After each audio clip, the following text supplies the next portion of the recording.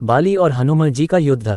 सुग्रीव का भाई, अंगद का पिता, अप्सरा तारा का पति और वानरश्रेष्ठ वृक्ष का पुत्र बाली बहुत ही शक्तिशाली था। देवराज इंद्र का धर्मपुत्र और किष्किंधा का राजा बाली जिससे भी लड़ता था। लड़ने वाला कितना ही शक्तिशाली हो, उसकी आधी शक्ति बाली में समा जाती थी और लड़ने वाला कमजोर होकर मारा जाता था। लेकिन ऐसी क्या बात थी कि वह हनुमान जी से भिड़ गया? आओ जानते हैं। हनुमान जी बचपन में ही अपने महाबली बाली काका का मान मर्दन कर देते हैं। बाली को अपनी उड़ने की तेज शक्ति पर बहुत अभिमान था, लेकिन हनुमान जी उसे भी तेज उड़कर उसका अहंकार तोड़ने का प्रयास करते हैं। लेकिन बाली का फिर भी अभिमान नहीं टूटता है। तब होता है महायुद्ध।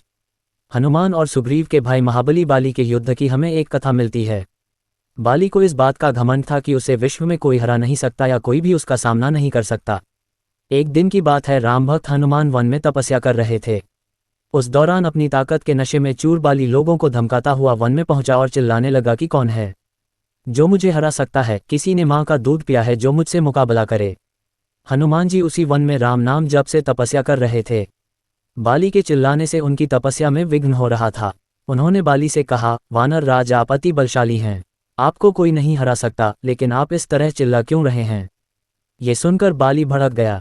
उसने हनुमान जी को चुनौती थी और यहाँ तक कहा कि रे वानर, तू जिसकी भक्ति करता है मैं उसे भी हरा सकता हूँ। राम का मजाक उड़ता देख हनुमान को क्रोध आ गया है और उन्होंने बाली की चुनौती स्वीकार कर ली। तय हुआ कि अगले दिन सूर्योदय होते ही दोनों के बीच दंगल होगा। अगले दिन हनुमान तैयार होकर दंगल के लिए निकले ही थे कि ब्रह्मा जी उनके समक्ष प्रकट हुए। उन्होंने हनुमान को समझाने की कोशिश की कि वे बाली की चुनौती स्वीकार न करे, लेकिन हनुमान जी ने कहा कि उसने मेरे प्रभु श्रीराम को चुनौती दी है।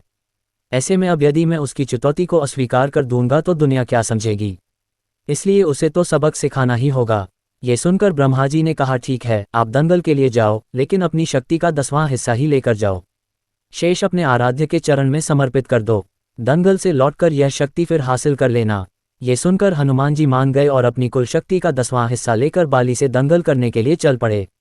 दंगल के मैदान में हनुमान जी ने जैसे ही बाली के सामने अपना कदम रखा, ब्रह्मा जी के वरदान के अनुसार हनुमान जी की शक्ति का आधा हिस्सा बाली के शरीर में समाने लगा। इससे बाली के शरीर में उसे अपार शक्ति का एहसास होने लगा। उसे लगा जैसे ताकत का कोई समंदर शरीर में हिलोरे ले रहा हो। चंद पलों के बाद बाली को लगने लगा मानो उसके शरीर की नसें फटने वाली है और रक्त बाहर निकलने ही वाला है। तभी अचानक ही वहां ब्रह्मा जी प्रकट हुए और उन्होंने बाली से कहा कि खुद को जिंदा रखना चाहते हो तो तुरंत ही हनुमान से कोसों दूर भाग जाओ, अन्यथा तुम्हारा शरीर फट जाएगा। बाली को कुछ समझ में नहीं आया, लेकिन वह ब्रह्मा जी को यूं प्रकट देखकर समझ गया कि कुछ गड़बड़ है और वह वहां से तुरंत ही भाग खड़ा हुआ। बहुत दूर जाने के बाद उसे राहत मिली, शरीर में हल्कापन लगने लगा। तब उसने देखा कि ब्रह्मा जी उसके समक्ष खड़े हैं।